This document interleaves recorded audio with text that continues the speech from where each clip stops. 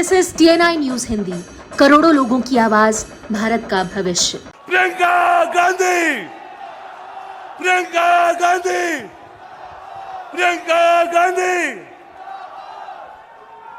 मेरे साथ एक बार कहिए, हर हर नर्मदे, नर्मदा मैया की जय। सबसे पहले तो अपनी बहनों का और अपने भाइयों का स्वागत करना चाहती हूँ, जो इतने समय से इतनी कड़ी धूप में मेरा इंतजार कर रहे हैं। आप सबको बहुत बहुत धन्यवाद और इस सभा में आपका स्वागत।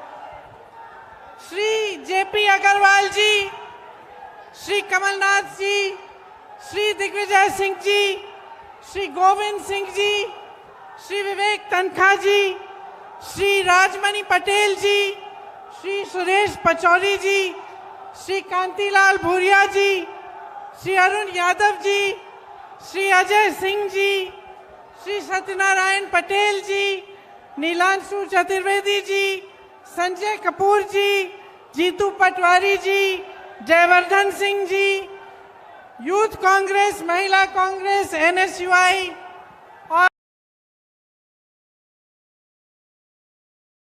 और सारे कांग्रेस के कार्यकर्ता और जितने भी उपस्थित नेतागण हैं जो मंच पे बैठे हैं, जिनका नाम मैं नहीं ले पाई, उन सबका इस सभा में बहुत बहुत स्वागत।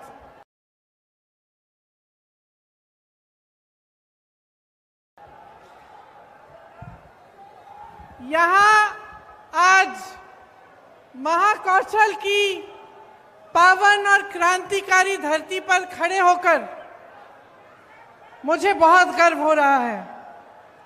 इस धरती ने क्रांति दूत शंकर शाह जी और रघुनाथ शाह जी जैसे महापुरुष इस देश को दिए। आदि विद्रोही टांट्या भील जी जैसे क्रांतिकारी पैदा किया। इस धरती ने पंडित द्वारका प्रसाद मिश्र जी, सेठ गोविंद दास जी जैसे महापुरुष हमें दिए। इस धरती को, जैसे आपने कहा, संस्कार धानी कहा जाता है। यहाँ ऐसी महिलाएं पैदा हुई जो सत्य के लिए लड़ी, क्रांतिकारी थीं और जिन्होंने इस धरती को और भी गर्वित किया। रानी दुर्गावती जी, रानी अहिल्याबाई, अवंतीबाई लोधी जी, ये उन्हीं की धरती है। आज मेरी बहनें इतनी बड़ी तादाद में यहाँ आई हैं, तो हम सब उनका आशीर्वाद मांगते हैं। और इस धरती ने देश भर में आदिवासी संस्कृति का झंडा बुलंद किया। इसीलिए आज यहाँ खड़े होकर हम आराध्य बड़ा देव जी को प्रणाम करते हैं और उनका भी आशीर्वाद मांगते हैं। देखिए, मध्य प्रदेश सिर्फ भारत का केंद्र नहीं है, भारत का दिल है, भारत की जान है। ये जो संस्कार धानी धरती है आपकी कहलाती जाती है, इसने साहित्य, संस्कृति और हमारी सभ्यता, हमारे संस्कार, इसने हमारे देश को दिए हैं। इन्हीं संस्कारों के आधार पर हमारा संविधान बना और ये जो आधुनिक भारत है, इन्हीं संस्कारों के आधार पर आगे बढ़ा। आज जब मैं नर्मदा पूजन करने गई तो मैं सोच रही थी कि यहाँ इस नर्मदा मैया से, इस धरती से सदियों से, शायद हजारों सालों से करोड़ों लोगों की आस्था जुड़ी हुई है। और क्या है ये आस्था जो हम सबको यहाँ लाती है? हम सब नर्मदा पूजन करते हैं, हमारे दिलों में वही भावना होती है जो भावना सदियों पहले उन लोगों में होती, उनके दिलों में होती होगी जो यहीं पर आके नर्मदा पूजन करते थे। मैं सोच रही थी कि ये जो आस्था होती है धर्म में, इस तरह की आस्था राजनीति में भी होनी चाहिए। इस तरह की आस्था नेताओं के दिलों में पब्लिक के प्रति, जनता के प्रति, देश प्रदेश के प्रति होनी चाहिए। और जिन्होंने हमारी स्वतंत्रता की लड़ाई लड़ी, मैं दावे के साथ कह सकती हूं कि उनके दिलों में इस तरह की आस्था थी। सब कुछ न्यौछावर करके कभी कभी कुछ लोगों ने अपना जीवन दान दिया, कुछ लोगों ने अपने जितने भी घर थे, सब जितना भी उनके का धन था, सब कुछ दान दिया और हमारी स्वतंत्रता की लड़ाई में लड़े। तो वो तो इसलिए कर पाए क्योंकि उनके दिलों में एक आस्था थी भारत के लिए, भारत की जनता के लिए, हमारी स्वतंत्रता के लिए, हमें आगे बढ़ाने के लिए। तो आज की राजनीति में वो आस्था क्यों नहीं है? ये कर्मकांड क्यों बन गया है कि चुनाव के समय आकर घोषणाएं हो जाती हैं, तमाम आपको वादे किए जाते हैं, लेकिन उन वादों में जो वादा करता है उसकी खुद की आस्था नहीं है, उसकी खुद का विश्वास नहीं होता, करके चले जाता है। चुनाव हो जाता है, चुनाव जीत के घोषणाएं करके, लेकिन उसके बाद उनको पूरा करने की कोई कोशिश नहीं होती। तो आज यहाँ खड़े होकर, इस संस्कारधानी धरती पर खड़े होकर, मैं आपको याद दिलाना चाहती हूँ एक पुरानी राजनीति की, जिसमें हमारे नेता जो कहते थे वो करके दिखाते थे, जिसमें हमारे नेता सब कुछ न्यौछावर करके आपके लिए दिन रात एक करते थे। आपकी सेवा सर्वोपरि होती थी उनके दिल में, उनके दिमाग में।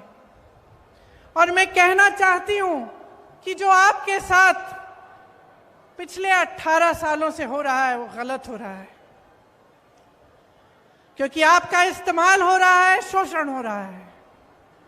आपके सामने आकर तरह तरह के वादे, तरह तरह की घोषणाएं होती हैं और उनको पूरा नहीं किया जाता।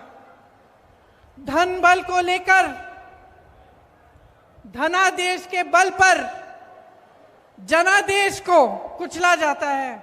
आपको याद है, यहां पिछले चुनाव में हमारी सरकार बनी थी, आपने बनाई थी, लेकिन जोड़ तोड़ करके, पैसे लगाकर, हर तरह की चीजों को करके भाजपा के नेताओं ने हमारी सरकार तोड़ी और अपनी सरकार बना दी। चलिए, भाजपा की सरकार बन गई, कुछ अच्छा करके दिखाते तो कम से कम कुछ फायदा होता आपका। लेकिन मुझे खुद ताज्जुब हुआ, आज मैं अपने नोट पढ़ रही थी यहाँ आने के लिए, भाषण देने के लिए, तो मैं पढ़ रही थी कि कितनी बेरोजगारी है, कि शिक्षा के कोई संस्थान नहीं खोले, महंगाई कितनी बढ़ गई है। और मुझे ताज्जुब हुआ ये पढ़ के कि 3 सालों में इन्होंने मात्र 21 सरकारी नौकरी दी हैं। तो मैंने अपने ऑफिस को फोन किया, मैंने कहा ये गलत होगा, सही नहीं हो सकता ये आंकड़ा, इसको चेक करो, क्योंकि मैं मंच पे बोलूंगी तो गलत चीज नहीं बोलनी चाहिए मुझे। मैंने 3 बार ये आंकड़ा चेक कराया और 3 बार ये जवाब आया कि ये सही आंकड़ा है, कि 3 सालों में मात्र 21 नौकरियां दिलवाई हैं। ये किसकी सरकार है और कैसे चल रही है? और आप अगर आज जागरूक नहीं होंगे और आप ये समझेंगे नहीं कि ये जो रिश्वत राज चलाया है इन्होंने, जिसकी वजह से जब आपको कुछ भी चाहिए होता है, चाहे आप नौकरी के लिए जाते हैं, चाहे आप छोटे से छोटे काम कराने के लिए निकलते हैं, तो आपको रिश्वत देनी पड़ती है। तो ये जो रिश्वत राज है इनका, जो घोटाला राज है इनका, इसको अगर आप आज बंद नहीं करेंगे तो आपके भविष्य को क्या होगा? ये सवाल आप अपने आप से पूछिए। घोटाले पे घोटाला हो रहा है यहाँ मध्य प्रदेश में। राशन का घोटाला, स्कॉलरशिप का घोटाला, व्यापम घोटाला, शिक्षक पात्रा भर्ती घोटाला, पुलिस भर्ती का घोटाला, खनन घोटाला, कोरोना घोटाला, बिजली विभाग का घोटाला, ई टेंडर का घोटाला, टीवी सेट वितरण का घोटाला। कितने सारे घोटाले हैं। इतनी लंबी लिस्ट है घोटालों की कि जो मोदी जी ने वो गालियों वाली लिस्ट निकाली, उससे लंबी तो ये लिस्ट है।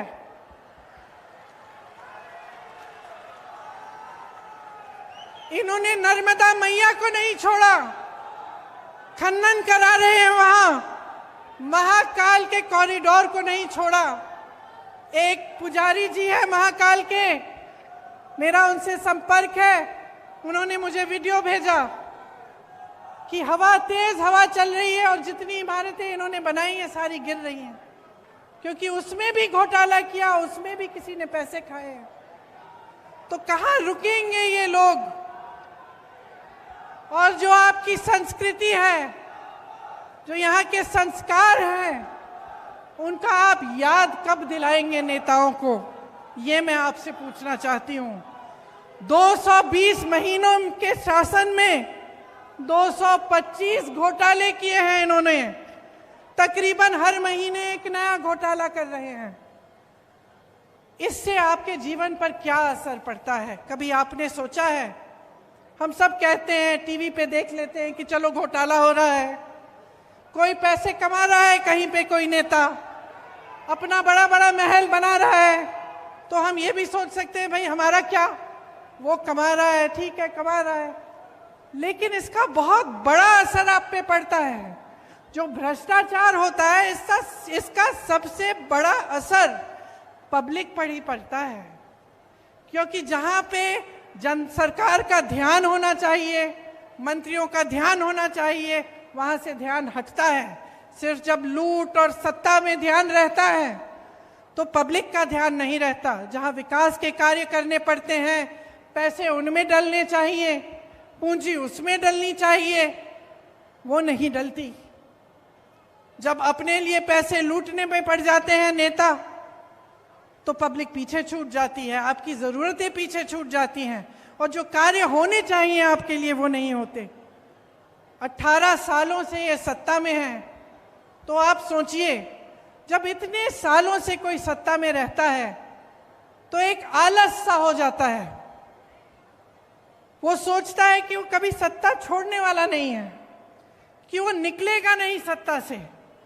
और ये इनके व्यवहार में स्पष्ट दिखने लगा है।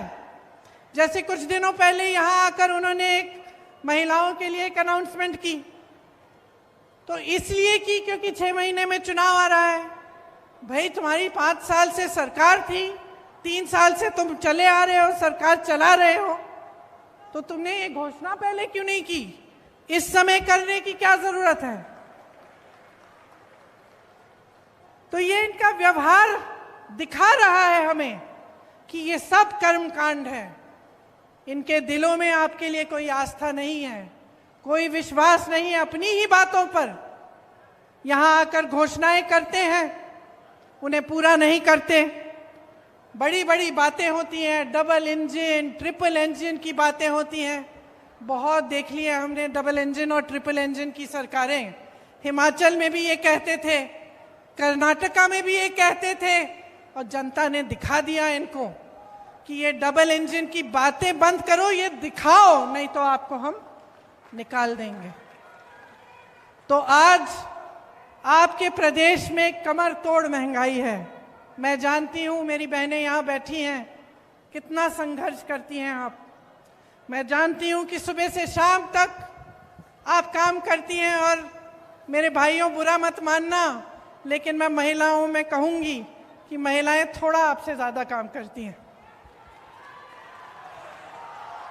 क्योंकि आप खेती में काम करते हैं या मजदूरी करते हैं तो घर आके आप आराम से, महिलाएं बाहर जाती हैं, काम करती हैं, मजदूरी करती हैं, या कोई नौकरी करती हैं या ऑफिस में ही बेशक काम करती हैं, तो घर आके भी काम करती हैं।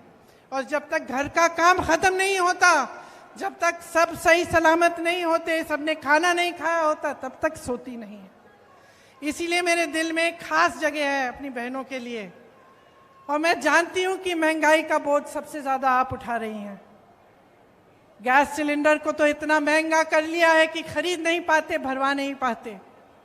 आप सब्जी खरीदने के लिए दुकान जाती हैं तो आधी चीजें आप बगैर खरीदे ही वापस आ जाती हैं।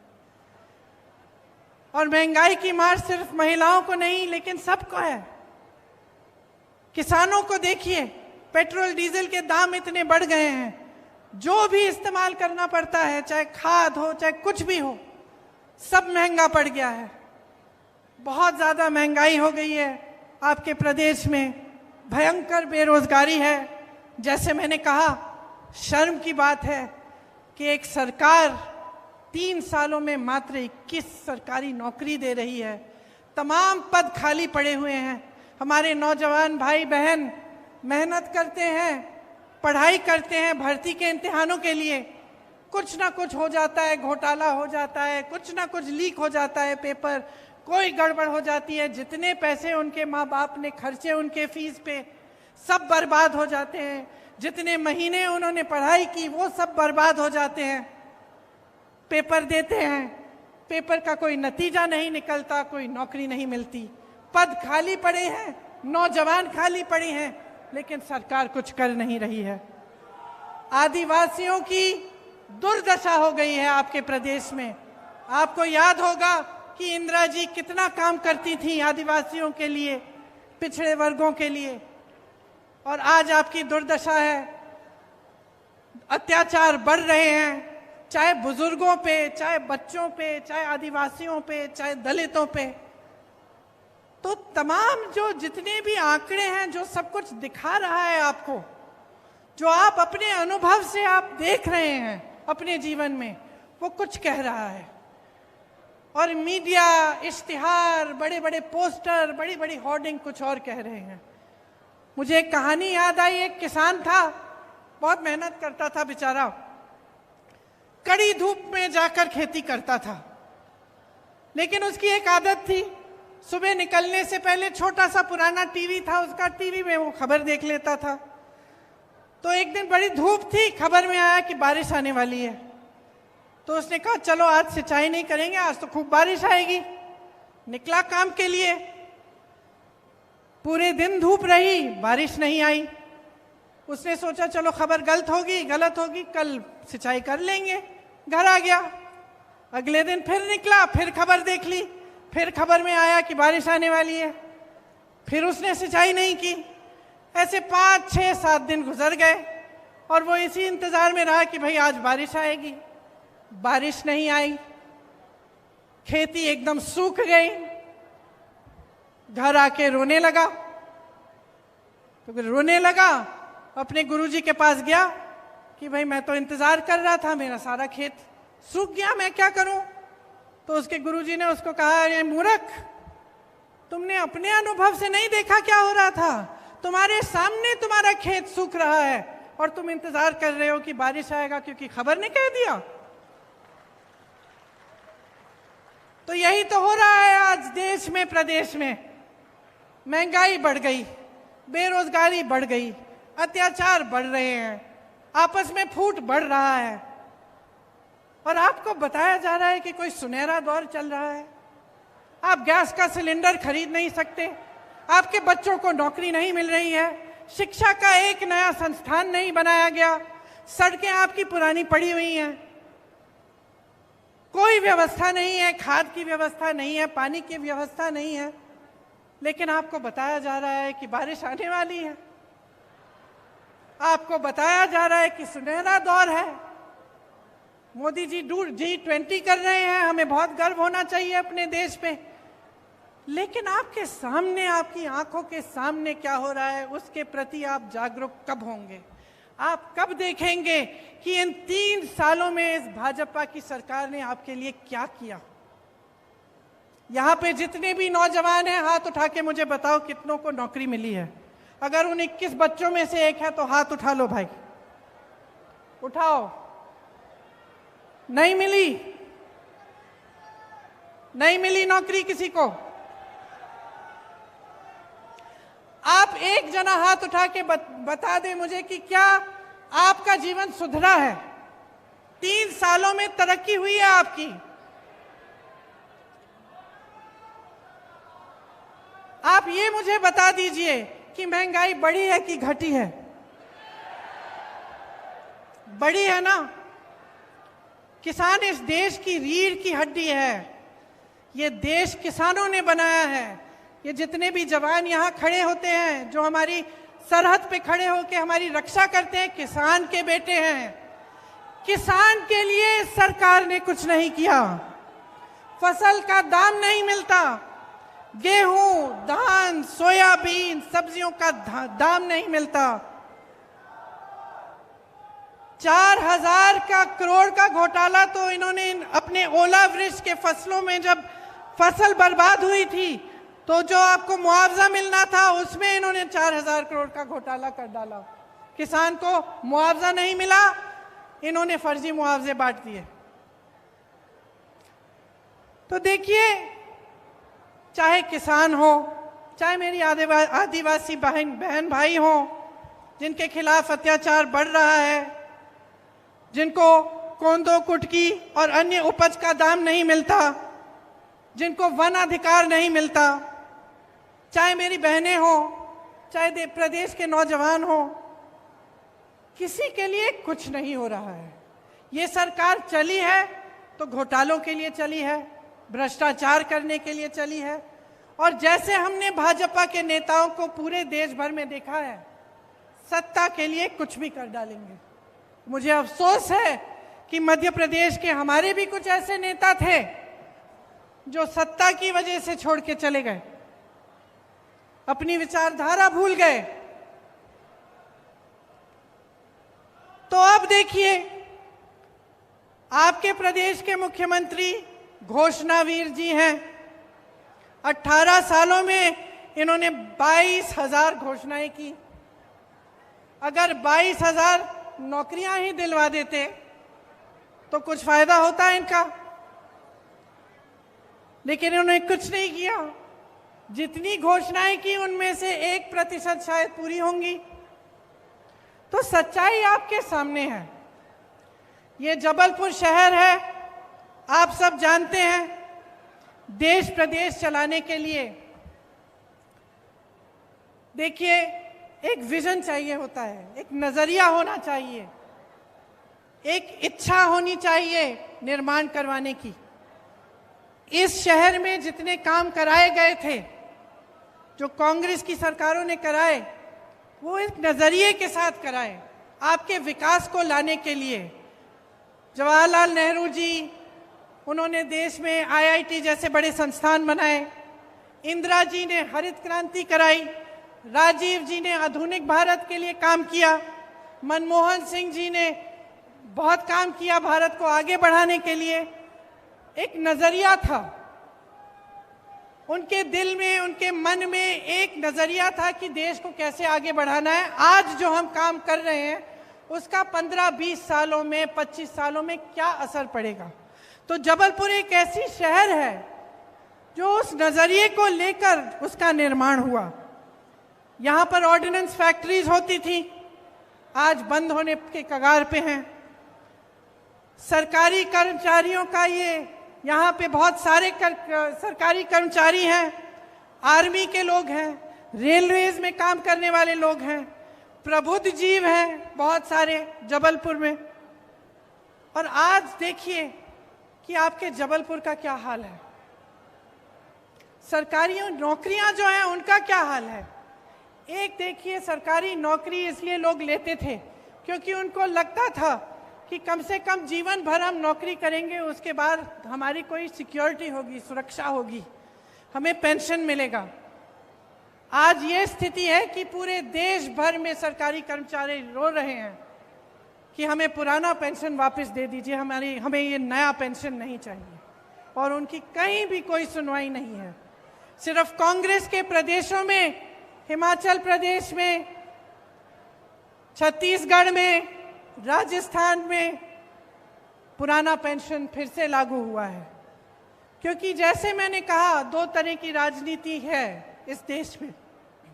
एक जो आप में आस्था रखती है, विश्वास रखती है पब्लिक में, और एक जो सत्ता में आस्था रखती है। तो जो सत्ता में आस्था रखते हैं वो कभी आपकी सुनवाई नहीं करेंगे। कांग्रेस पार्टी आपकी सुनवाई करती है। जहां जहां हमारी सरकारें हैं, आप खुद देखिए और खुद आकलन करिए कि जो कहा है वो किया है कि नहीं। अभी अभी कर्नाटका में सरकार बनी है, 5 गारंटी दिए थे, 5 के 5 गारंटी कैबिनेट में पास हुए हैं। राजस्थान में पुराना पेंशन लागू है। तमाम ऐसी स्कीमें हैं जिनका वादा चुनाव में किया था, आज लागू हो रही हैं। यहाँ बगल में छत्तीसगढ़ है। छत्तीसगढ़ में सबसे ज्यादा किसानों को धान का दाम मिल रहा है पूरे देश भर में। छत्तीसगढ़ में भी पुरानी पेंशन लागू है। आप हिमाचल को देखिए, जो वादे किए वो पूरे करने जा रहे हैं। इसीलिए मैं आग्रह करती हूं कि आप जागरूक बनिए और जो सच्चाई है उसको पहचानिए। आपके सामने जो हो रहा है, आप जीवन में जो संघर्ष कर रहे हैं, वो संघर्ष बढ़ रहा है, इसको समझिए। और ये देखिए कि कांग्रेस पार्टी के नेता, कांग्रेस पार्टी की सरकारें अपने प्रदेशों में क्या कर रही हैं, और आपको खुद समझ में आ जाएगा कि जब कांग्रेस की सरकार मध्य प्रदेश में आई थी, जिससे पहले कि भाजपा ने उसको गिराकर ये सरकार बनाई, तब उन्हीं 1.5 सालों में कितना काम किया गया। 27 लाख किसानों का 11,600 करोड़ कर्ज माफ किया उन 1.5 सालों में। सामाजिक सुरक्षा पेंशन को 300 रुपए से 600 रुपए तक बढ़ाया गया था। 1 करोड़ परिवारों को 100 रुपए में 100 यूनिट बिजली योजना का फायदा हुआ था। 1000 गौशालाओं का निर्माण हुआ था। आदिवासियों के लिए 12,000 बर्तन बैंक बनाए गए थे। ये सब काम 1.5 साल में कांग्रेस की सरकार ने किया, और आज भी ऐसे ही काम कांग्रेस की सरकारें जहां जहां उनकी सरकार है वहां पे कर रही हैं। तो बहनों और भाइयों, हम आपके सामने कुछ ऐसे गारंटी लाए हैं जिनके बारे में अब आपको मैं बताऊंगी, जो हम 100% लागू करेंगे। ये मेरा वादा है आपको। यही वादा मैंने कर्नाटका में किया, यही वादा कर्नाटका के नेताओं ने किया, राहुल गांधी जी ने किया, और कर्नाटका की सरकार बनते ही उस कैबिनेट ने पास किया हुआ है। हर महीने महिलाओं को 1500 रुपए प्रति माह दिलवाया जाएगा। गैस का सिलेंडर 1000 रुपए का नहीं, 500 रुपए का आपको मिलेगा। आपके लिए 100 यूनिट बिजली माफ होंगे, सबके लिए। 200 यूनिट बिजली बिल की हाफ होगी, मतलब आधी। हम मध्य प्रदेश में भी पुराना पेंशन लागू करेंगे। आपका दर्द हम समझते हैं, कर्मचारियों का दर्द हम समझते हैं। आप देखिए इन्होंने क्या नहीं किया। आर्मी में भी इन्होंने 4 साल का वो कर दिया है, कर्मचारियों का पेंशन कटवा दिया है। तो हम कह रहे हैं कि सरकारी कर्मचारी सारे सुन लें, पुरानी पेंशन लागू होगी। जो किसान कर्ज माफ करने का काम हमने शुरू किया था, उसको पूरा करेंगे, और जो बचे हुए किसान हैं उनका ऋण माफ किया जाएगा। ये हमारी गारंटी है। और देखिए, दिल से मैं कह रही हूं कि बहुत साल हो गए, केंद्र में 9 साल हो रहे हैं, आपके प्रदेश में 18 साल हो रहे हैं। ये राजनीति बहुत आगे बढ़ चुकी है, जो आपको नकार रही है, आपकी जरूरतों को नकार रही है।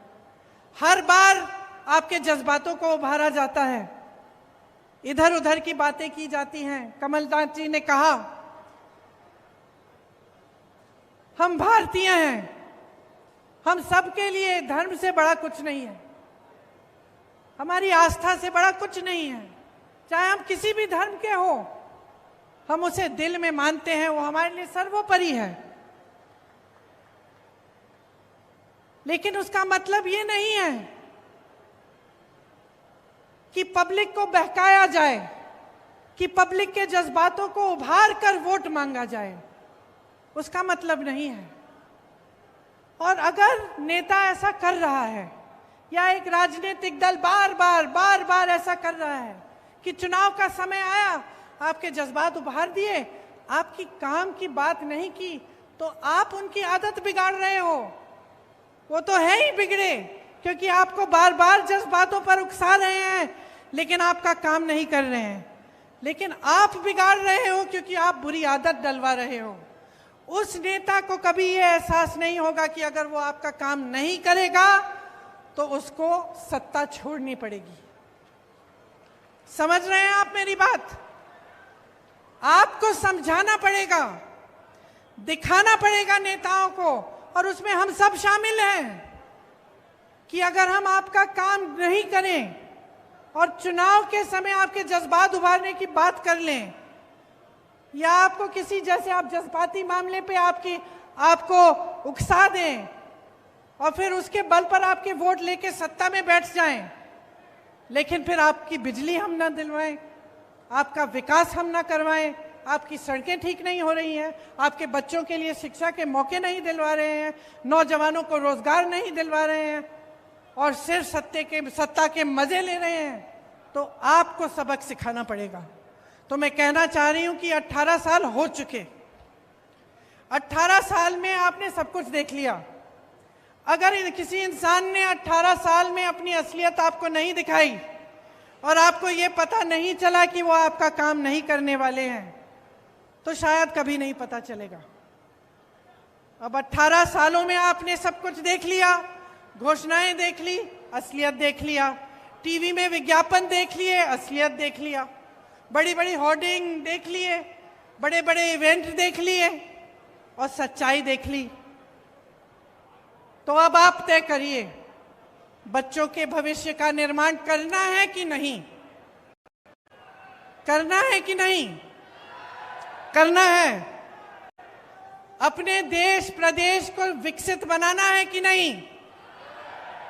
अपने नेताओं को जवाबदेह बनाना है कि नहीं? बनाना है ना? तो मन बना लीजिए, मन बना लीजिए। 6 महीनों में चुनाव है, 6 महीने हैं सोचने के लिए, समझने के लिए, और जो आपने 18 सालों में देखा है उसका आकलन करने के लिए 6 महीने हैं ये समझने के लिए, देखने के लिए कि कांग्रेस की सरकारें क्या कर रही हैं अपने प्रदेशों में। जागरूक बनकर देखिए, समझिए, सुनिए और अपना वोट अपने पक्ष में डालिए। एक ऐसी राजनीति को बनाइए अपने देश में, अपने प्रदेश में, जो आपके प्रति जवाबदेह बने।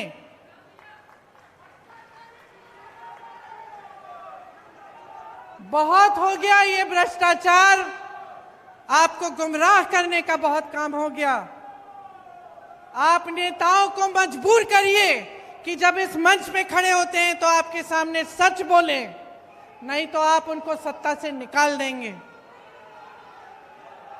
यही आग्रह है मेरा आपसे। और खामखा चुनाव की वजह से मैं यहां खड़े होकर किसी की आलोचना करने नहीं आई हूं, मैं सिर्फ आपको जागरूक करने आई हूं। मैं आपसे वोट मांगने नहीं आई हूं, मैं आपसे जागरूकता मांगने आई हूं, क्योंकि मैं जानती हूं कि कितने संघर्ष के साथ, कितनी मुसीबतों का सामना करके कितनी मुश्किल से निर्माण होता है। किसी चीज को बनाने में क्या नहीं लगता, खून पसीना लगता है। मेरे परिवार के सदस्यों ने खून दिया है इस देश को बनाने के लिए। तो मैं जानती हूं कि निर्माण में कितना संघर्ष है और मैं जानती हूं कि सत्ता को भोगना कितना आसान है। मुझे दिखता है कि क्या हो रहा है और मैं चाहती हूं कि जो मुझे दिख रहा है वो आपको भी दिखे, सच्चाई दिखे और सच्चाई के आधार पर, अपने भविष्य के आधार पर, अपने देश और अपनी देश के प्रति आस्था और भक्ति के आधार पर आप अपना वोट डालें। इसलिए आज हमारे प्रचार का, शायद हमारी प्रचार का शुरुआत है। मैं बहुत सौभाग्य की बात मानती हूं कि ये शुरुआत नर्मदा मैया के तट पर हुआ।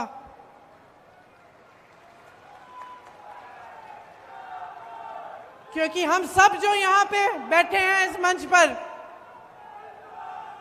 नर्मदा मैया के तट से आए हैं। हम झूठ नहीं बोलेंगे आपके सामने। हमारी एक ही सच्चाई है, हम देश के लिए समर्पित हैं, आपके लिए समर्पित हैं और पूरी निष्ठा से, प्रेम से आपके लिए दिन रात काम करेंगे। आप सबको बहुत बहुत धन्यवाद कि आपने मेरी कुछ लंबी बातों को इतने ध्यान से सुना। मेरी आशा है कि इन पर ध्यान में आप घर जाकर भी देंगे और थोड़ा समझने की कोशिश करेंगे कि आपकी भलाई के लिए ही मैंने ये सब बातें कही। बहुत बहुत धन्यवाद।